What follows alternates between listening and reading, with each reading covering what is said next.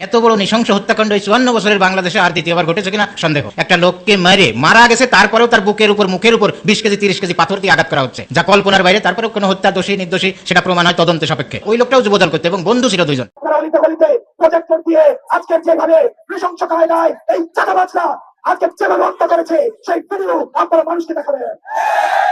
আমরা টিভিতে, সিনেমাতে, পত্রিকায় ব্যবসায়ীকে পাথর মেরে হত্যাকাণ্ডের পর এবার চাঞ্চল্যকর যে তথ্য সামনে এসেছে জানাবো সে বিষয়ে বিস্তারিত। এদিকে বিএনপির স্বেচ্ছাচারিতা যেন শেষ পর্যায়ে এসে দাঁড়িয়েছে, তাহলে কি বিএনপির পতনও আওয়ামী লীগের মতোই হবে? জানাবো সে বিষয়ে বিস্তারিত। এদিকে হাসনাত আব্দুল্লাহ নতুন করে যে ঘোষণা দিয়েছেন বিএনপির বিরুদ্ধে, সেটা শুনলে আপনারা অবাক হয়ে যাবেন। থাকছে সে বিষয়ে বিস্তারিত, সাথে সাথে আরো থাকছে কেন সেই ব্যবসায়ীকে হত্যা করা হয়েছে। দর্শক জানাবো সে বিষয়ে বিস্তারিত, আরো থাকছে আজকে দিনের সবশেষ কিছু গুরুত্বপূর্ণ আপডেট নিউজ। বিস্তারিত দেখে আসবো তার আগে ছোট করে একটি অনুরোধ, আপনারা যদি এ ধরনের আপডেট নিউজগুলো সবার আগে পেতে চান অবশ্যই চ্যানেলটি সাবস্ক্রাইব করে রাখবেন। এত বড় নৃশংস হত্যাকাণ্ড এই 54 বছরের বাংলাদেশে আর দ্বিতীয়বার ঘটেছে কিনা সন্দেহ। একটা লোককে মারা গেছে, তারপরেও তার মুখের উপর 20 কেজি 30 কেজি পাথর দিয়ে আঘাত করা হচ্ছে, যা কল্পনার বাইরে। তারপরেও কোনো হত্যা দোষী নির্দোষী সেটা প্রমাণ হয় তদন্ত সাপেক্ষে। ওই লোকটাও যুবদল করতে এবং বন্ধু ছিল দুইজন। ব্যবসায়িক বিষয় নিয়ে দ্বন্দ্ব, কেরানীগঞ্জে বাড়ি তাদের, কিন্তু ঘটনা ঘটছে নদীর এই পারে এসে মিটফোর্ড এলাকায়। মিটফোর্ডের হাসপাতালের গেটে সন্ধ্যা 6টায়। সন্ধ্যা 6টা মানে বিকাল 6টা, এখন সন্ধ্যা লাগে 7টায়, মানে দিনে দুপুরের ঘটনা। নিজেদের দলের লোকজন তাদের নেতাকর্মী মিলে সেই লোকটাকে মারে, নির্মম ভাবে মারে, রাস্তার উপর ফেলে মরা লাশের উপর আবার মুখের উপর, বুকের উপর, পিঠের উপর আবার পাথর দিয়ে আঘাত করা হয়েছে, যা একেবারে মধ্যযুগীয় বর্বরতাকেও হার মানাই দিয়েছে। আজকেও খুলনাতে একজন যুবদলের নেতাকে এইভাবে হত্যা করা হয়েছে। সবই তাদের নিজেদের ভিতর দ্বন্দ্ব। গত 11 মাসে সারা দেশে 170 জন লোক মারা গেছে নিজেদের দ্বন্দ্বে, একজন আরেকজনকে খুন করে ফেলছে। তা এইসব কারণে এটা বিশ্বাসযোগ্য যে ঘটনা এরকমই হয়েছে। এখন যে অবস্থা শুরু হয়ে গেছে, আমার বাড়ির পাশে ওই লোকটা যুবদল করে দীর্ঘদিন 20-30 বছর। সেই লোকের বাড়িতে বিএনপির আর এক গ্রুপ এসে সকালবেলা হামলা করে তার ঘর বাড়ি তছনছ করে দিয়ে, তার 7টা গরু ছিল, 2টা গাভীর 2টা বাছুর ছিল, ছোট্ট ছোট্ট বাছুর। সেই 7টা গরুই খুলে নিয়ে গেছে, বাছুর 2টে সরে গেছে, সেই বাছুর 2টে নিতে পারে নাই। তারপরে 4-5 দিন পরে মায়ের দুধ খাতি না পারে ওই বাছুর 2টে পর্যন্ত মারা গেছে। এত বড় নির্মম ঘটনা একই শুরু করছে এরা নিজেরা। ওই লোকটাও যুবদল করে, নিরীহ মানুষ, তার উপর হামলা করে তার বাড়ির গরু ছাগল এইভাবে নিয়ে চলে গেছে। আমরা অনেক বলেছি, বিএনপির বড় বড় নেতাদেরকে বলেছি গরুগুলো ফেরত দেন, সেও তো বিএনপি করে। আজ পর্যন্ত সেই 11 মাসে 12 মাসে তার কোনো সুরা হয় নাই। গরুগুলো বিক্রি করে টাকা পয়সাগুলো ভাগ করে নিয়ে নেছে। আমার এলাকায়, আমার বাড়ির পাশের ঘটনা। মিডিয়ার মাধ্যমে দেখলাম সারা দেশে এই চাঁদাবাজির টাকা দিয়ে 18,000 প্রাইভেট কার কেনা হয়েছে, লাখ লাখ মোটর সাইকেল কিনে নেছে নেতা কর্মীরা এই চাঁদাবাজির টাকায়। 5 আগস্টের পরে 11 মাসের মধ্যে ওই এলাকার একটা লোক 5 তারিখে হয়তো পালাই গেছে বিকালে, 1 সপ্তাহ পরে আবার বাড়ি আসছে। বিএনপি কর্মীরা যারা নির্যাতিত হয়েছে দীর্ঘদিন, তারা বলছে যে ওই এলাকার নেতারে যে ভাই উনি তো বাড়ি আসছে, শালারে ধরবো নাকি মারবো নাকি? সে বলে না কিছু বলে না, হাই কমান্ডের নিষেধ আছে। কিন্তু হাই কমান্ডের নিষেধ পরের কথা, আসলে হলো আগের রাত্রে উনি 20 লক্ষ টাকা খাইয়ে ওই লোকের কাছ থেকে তারপরে ওরে বাড়ি নিয়ে আসছে নিজে বিএনপি নেতা। এইভাবে চাঁদাবাজি চলছে। এরকম ঘটনা হাজার হাজার লক্ষ লক্ষ হয়েছে, এখনো হচ্ছে। যে যারা চাঁদাবাজি করলে অভিযোগ আসলে তারা বহিষ্কার করে। বহিষ্কার কেন করবে? বিএনপি তো ভালো লোকই বেশি, তাদেরকে বলবে যে ওই লোকটারে ধরো, ওরে ধরে পিঠ মোড়াতে বান্ধে হাত পাও ঠ্যাং ভাঙ্গো, ভাঙ্গে তারপরে নিজেরা মামলার বাদী হয়ে থানায় সুপর্দ করো। এটা না করে বহিষ্কার করে। বহিষ্কার খেলা শুরু করছে। বহিষ্কার কি বন্ধ হচ্ছে? আমার তো মনে হয় আগামীতে আর কিছুদিন পরে এইভাবে চলতে থাকলে ওই বিএনপির লোকেরাই বিএনপির লোকের মাংস কামড়াই খাবে। নিজের লোক শরীরের মাংস মনে হয় নিজে কামড়াই খাওয়া ধরবে। একটা দল পালাই গেছে, তাই এখন তারা মনে করে আমরা বড় দল, আমরা ক্ষমতাবান। খালি এই প্রভাবশালী দল পরিচয় দিয়েই তারা বর্তমানে সারা দেশ তছনছ করে দিচ্ছে। আর ক্ষমতায় গেলে যে কি করবে এটা আল্লাহই ভালো জানে। আর আমরা শুধু অনুমান করতে পারতেছি যে কিভাবে কি করবে সারা দেশে। এই অবস্থা থেকে দ্রুত পরিত্রাণ পেতে হবে। বিএনপির হাইকমান্ড এখনই এই লোকগুলোরে ধরে পিঠমুড়াতে বাঁধতে বাড়ি হাড় মাংস সব আলাদা করে দিবে, তারপরে নিজেরা বাদী হয়ে একটা মামলা করে থানায় সুপর্দ করবে। এই ছাড়া বিএনপির বাঁচার পথ নেই, সবাই শেষ হয়ে যাবে। সব জায়গায় দেখা যাচ্ছে বিএনপি করে লোকটা দুর্বল, নিরীহ, ভালো মানুষ, সৎ মানুষ। এই অবস্থা থেকে মুক্তি পেতে হলে বিএনপির খুব দ্রুত ব্যবস্থা নিতে হবে, তা না হলে দেশও শেষ, বিএনপি শেষ। প্রজেক্টর দিয়ে আজকে যেভাবে নৃশংস কায়দায় এই চাঁদাবাজরা আজকে যেভাবে হত্যা করেছে সেই ভিডিও আপনারা মানুষকে দেখাবেন। আমরা টিভিতে, সিনেমাতে, পত্রিকায় আমরা দেখেছি নদী বৈঠার ঘটনা। নদী বৈঠা শুরু করেছিল আওয়ামী লীগ, সেটার সিলসিলা এখন বহন করছে যারা মুজিববাদের নতুন করে ঠিকাদার হয়েছে তারা আবার সেটা সিলসিলা পালন করেছে। সেদিন থেকে রুমিন ফারহানারা ৩৬ ভাঙার জন্য তারা মায়া কান্না শুরু দিয়েছে। সেদিন থেকে বুঝে দিয়েছি যে এই দল চাঁদাবাজদের অভয়ারণ্য পরিণত হবে। আজকে শুনলাম একজন বলছে নেতা যদি অর্ডার দেয় 10 মিনিটে নাকি সরকার পতন করবে। এই 17 বছর কোথায় ছিলে? দেশ নেত্রী বেগম খালেদা জিয়ার বাসার সামনে ট্রাক্টর পর্যন্ত ছড়াইতে আসেন না। আমি জনগণকে বলবো আজকের ঘটনাকে আপনারা মুড়ে মুড়ে আপনারা পিঠ শুনে মানুষকে দেখান, তারপরে সিদ্ধান্ত নিতে বলেন যে পরবর্তী বাংলাদেশটা কোন চাঁদাবাজদের হাতে তুলে দিবে।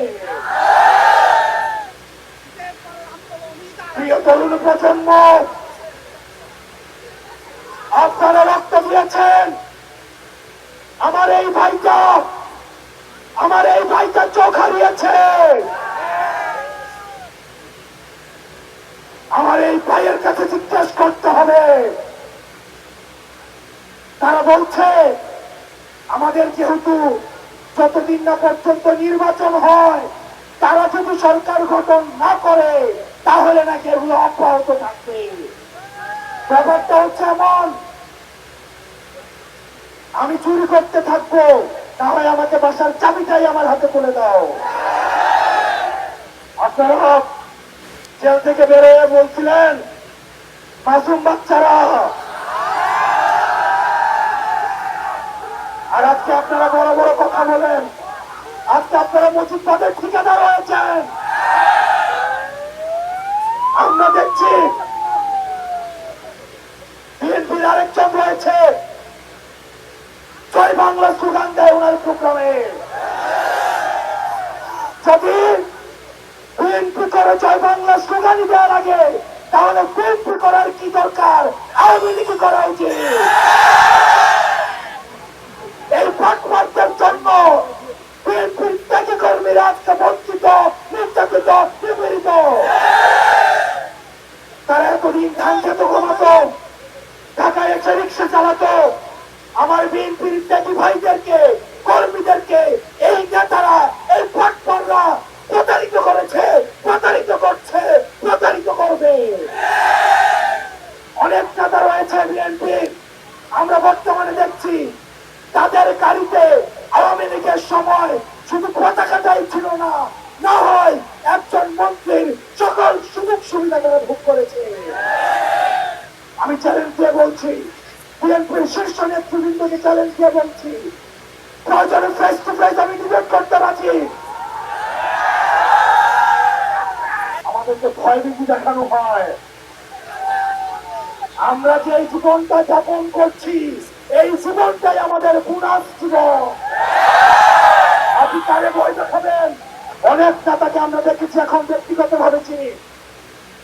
এই 17 বছরে তাদের সম্পদ তো কমেই নাই, বরং তাদের ফ্ল্যাট বেড়েছে, তাদের সম্পদ বেড়েছে, তাদের ব্যাংক হয়েছে। উল্টা পিঠে কর্মীরা রাস্তায় মাইর খেয়েছে, মামলা খেয়েছে, বাড়ি যেতে পারে নাই, সন্তানদের দেখতে পারে নাই। এই প্রতারণার রাজনীতির অবসান ঘটাতে হবে। আপনাদেরকে সিদ্ধান্ত নিতে হবে যে আপনারা কাদের হাতে দল দেশ তুলে দিলেন। আপনারা পাড়া মহল্লায়, আপনারা অলিতে গলিতে প্রজেক্টর দিয়ে আজকের যেভাবে নৃশংস কায়দায় এই চাঁদাবাজরা আজকে যেভাবে হত্যা করেছে সেই ভিডিও আপনারা মানুষকে দেখাবেন। প্রিয় তরুণ প্রজন্ম, আমাদের অনেক দায়িত্ব রয়েছে। আমি গতকাল বলেছিলাম আমাদের দেশের ভাত বাতাসে সংকট ঘনীভূত হচ্ছে। এই সংস্কার পিছিয়ে দিয়ে আমরা দেখেছি তারা আওয়ামী লীগ নিষিদ্ধেও তারা বেজার হয়েছে। তারা সংস্কার চায় না, তারা বিচার চায় না, তারা আওয়ামী লীগ নিষিদ্ধ চায় না। তাহলে আপনারা চান কি? সেটাকে চান্দা চাও, যদি চান্দা লাগে আমরা সবাই মিলে উঠাই না, চান্দা দেই।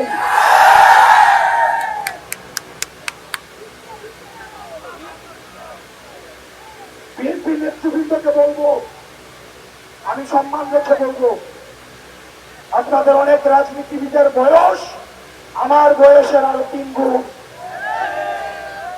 আমি আপনাদেরকে বিনয়ের সাথে আমরা অনুরোধ করব, আপনার এই তরুণ প্রজন্মকে বুঝুন। আওয়ামী নেতৃবৃন্দ,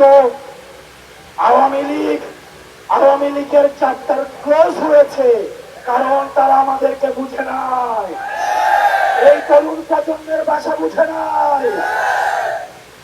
জনাব তারেক রহমানকে বলবো, যদি আপনি 80 বছর মানুষের দৃষ্টিতে বাংলাদেশকে দেখেন, তাহলে আপনি ভুল করছেন। আপনার দলের তরুণরাও আপনার দলে বঞ্চিত, আপনার দলের তরুণদেরকেও কথা বলতে জায়গা দেওয়া হয় না। তারা আমাদের কাছে আসে, বলে তোমরা এগুলো নিয়ে কথা বলো। তারা আমাদের কাছে আছে, বলে যে তোমরা বলো যে বিএনপির কাউন্সিল কবে হয়েছে, এটা কি তারেক জিয়ার মনে আছে?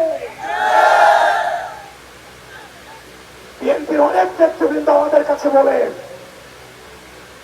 আমরা বলেছিলাম আমরা রাজনৈতিক খেলার নিয়ম পাল্টাবো, সাথে সাথে আমরা খেলাকেও পাল্টাবো।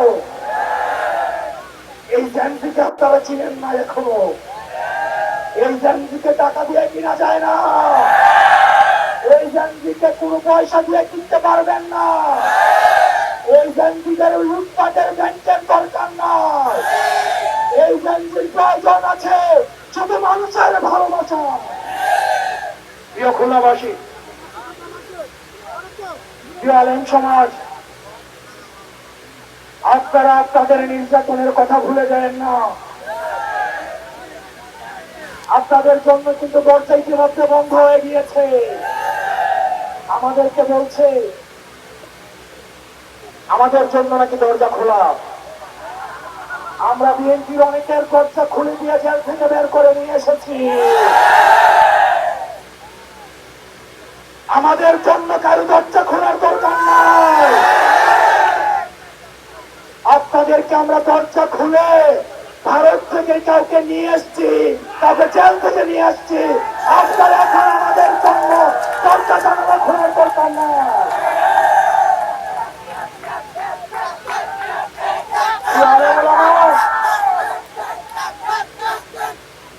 প্রিয় তরুণ প্রজন্ম, আলেম ওলামা, আমার ভাই বোন, আমার বোনরা, আমার নারী বোনরা, আমার মায়েরা, আপনাদের কাছে অনুরোধ করব, আপনার সন্তানরা যারা রাস্তায় এসে আন্দোলন করেছিল, তাদেরকে কিছুদিন পরে জঙ্গি বানানো হবে, তাদেরকে কিছুদিন পর সন্ত্রাস বানানো হবে, তাদেরকে সন্ত্রাস বানিয়ে তাদের মুখ বন্ধ করে দেওয়া হবে, তারা যেন আর ক্ষমতাকে ভ্রষ্ট করতে না পারে। সেজন্য আমাদেরকে আগামী 3 আগস্ট সবাইকে ঢাকায় গিয়ে চড়াই ঘোষণাপত্র আমাদেরকে আদায় করতে হবে। 4 কোটি মা বোনরা, 4 কোটি মা বোন, আপনারা কি চান আপনাদের সন্তানদেরকে কিছুদিন পর জঙ্গি তৎপরতা দিয়ে রাষ্ট্রদ্রোহ মামলায় ফাঁসিতে ঝুলিয়ে হত্যা করা হোক? আমরা চাই এই খুনি হাসিনার বিচার হোক। আপনারা ভালো থাকবেন, আপনারা দীর্ঘ যুদ্ধের প্রস্তুতি নিন। আমরা ইলেকশন কমিশনকে আমরা বলবো, আপনারা হুদার ইতিহাস মনে রাখুন, আপনারা হুদার গুরুর হুদার ইতিহাস মনে রাখুন। অনেককে বলবো আপনারা গণভবনের ইতিহাস মনে রাখুন। পুলিশ ভাইদেরকে বলবো আপনারা বেনজিরের ঘটনা মনে রাখুন। সংস্কৃতি কর্মীদেরকে বলবো আপনারা মমতাজের ঘটনা মনে রাখুন। আমাদের মিডিয়ার ভাইদেরকে বলবো সাংবাদিকরা আমাদের বন্ধু, এই সাংবাদিকদেরকে মিডিয়া লোকের হাত থেকে রক্ষা করতে হবে। আপনারা সবাই ভালো থাকবেন, সুস্থ থাকবেন। আবার দেখা হবে আগামী 3 আগস্ট শহীদ মিনারের প্রান্তরে। দেখতে পেলেন বিস্তারিত এ সম্পর্কে আপনাদের মতামত কমেন্টে লিখে পাঠাবেন। ভিডিও ভালো লাগলে চ্যানেলটি সাবস্ক্রাইব করতে ভুলবেন না। এবারের মতো এখানেই বিদায় নিচ্ছি, শীঘ্রই দেখা হবে নতুন কোনো ভিডিও নিয়ে। ততক্ষণ সকলে ভালো থাকুন, সুস্থ থাকুন। আসসালামু আলাইকুম রহমতুল্লাহি ওয়া বারাকাতুহু।